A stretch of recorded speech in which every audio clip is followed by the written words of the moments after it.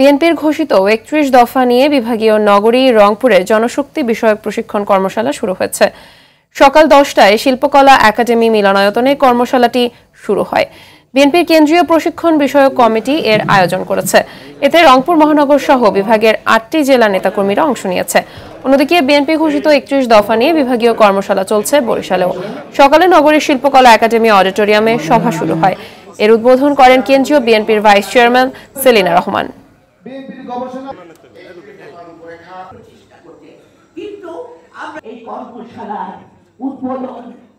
আমরা বিএনপির একজন কর্মী হিসাবে এখানে একত্রিত হয়েছি। আমরা ৩১ দফা উপস্থাপন করেছি দেশের মানুষের কাছে।